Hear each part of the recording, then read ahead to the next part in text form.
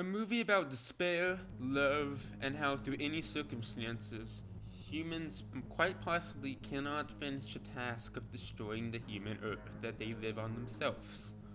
The story of Future War 19X revolves about a conflict between the Soviets and the Americans, and East and West Germany, too, and how a hungry Secretary of State of the Soviet Union wanted to take over and completely, either obliterate or take over the world in response to, well, in response to not getting what he wanted.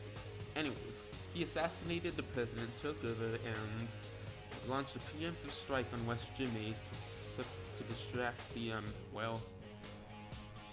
Commonwealth forces. Well, in the meantime, he launched an attack on not East Germany. We already talked about that.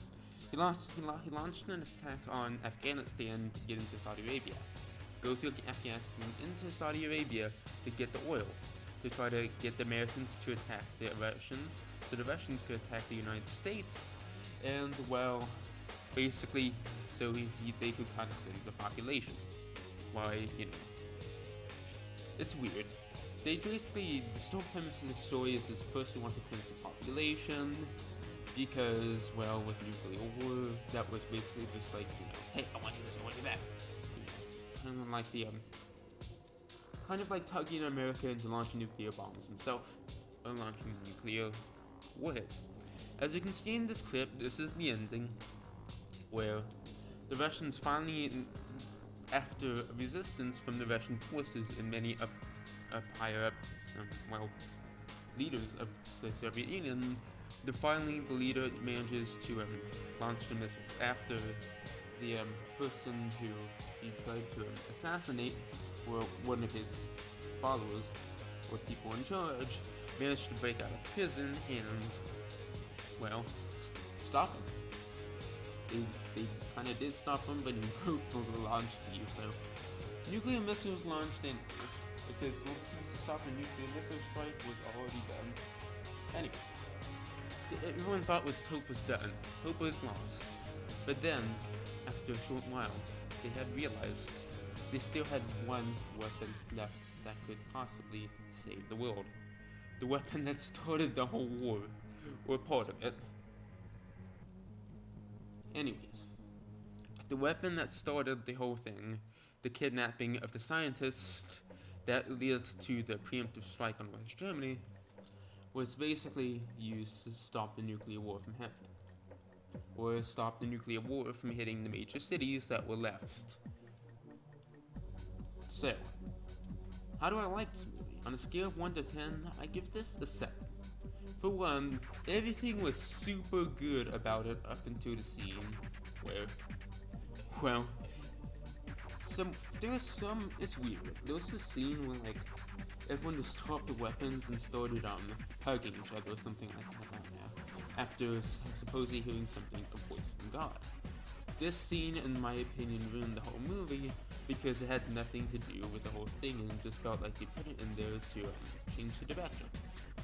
However, aside from that, I'm not gonna name off any of the characters or anything because I don't want to spoil this, but Wataru and Laura are the head scientists. There really is no main character in this movie, that's the funny part. We went from the scientists to the soldier who launched the, I think it was it a Tomahawk missile? I think it was a Tomahawk missile at the Soviet tanks and destroyed the whole fleet, basically the first part of the Soviets' defeat in this movie for the new Soviet Union that was under the new chairman's directive orders. And at the end, where there was a nuclear strike and she was the only one that survived, apparently. There's a lot of scenes that I feel like are missing. For good reason. Most likely because if they saw them, it would make us either change the setting or the mood. But some of them were for bad reasons and could have made a lot of the context a lot better. Anyways, it changed how I felt about war, actually.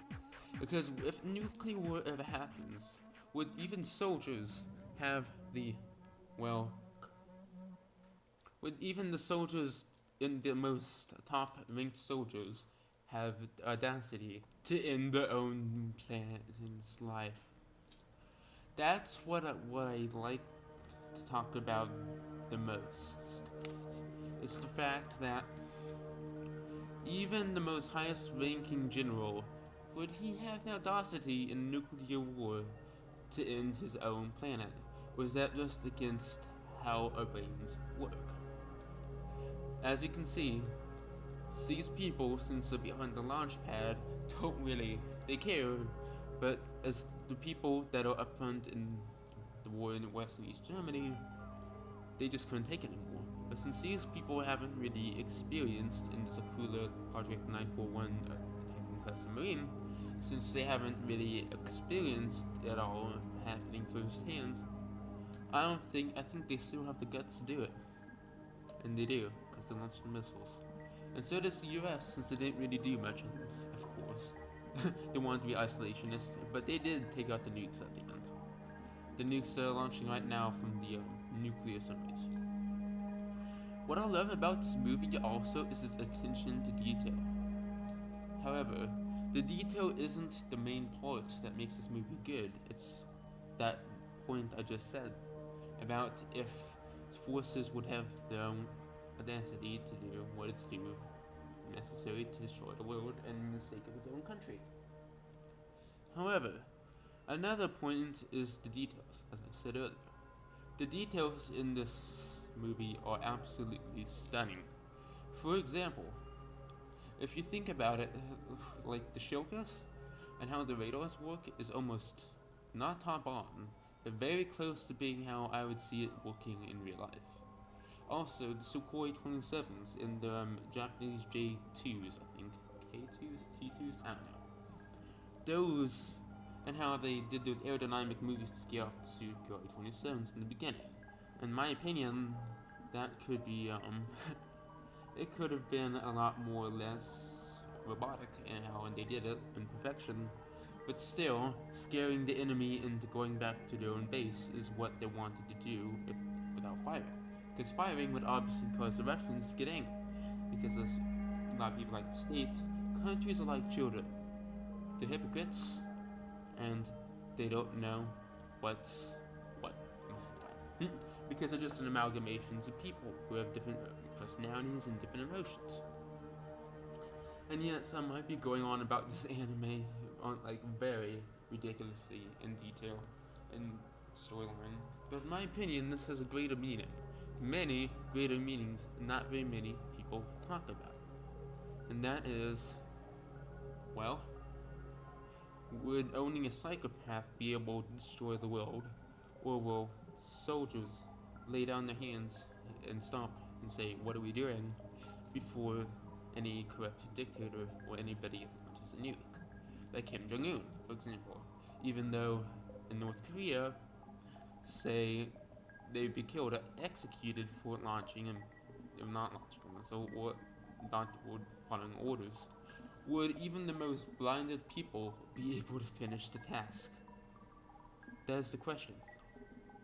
As you can see here, the world, Paris, Moscow, Tokyo, New York, they all got destroyed. But the problem is, it's a lot different story when you're behind the control panel and you only see the keys.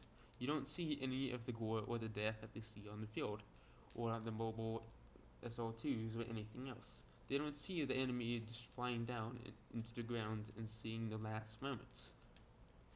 All they see is the launch, and then in the news, or anywhere else, that they get reports that it hit. And it affects them, but in my opinion, it doesn't affect them as much as if they weren't behind the screen. And that, my friends, is Future War 1980X. I love this movie, and I absolutely hated some of its parts. But at the end, in my opinion, I think it's one of the better animes out there when it comes to detail.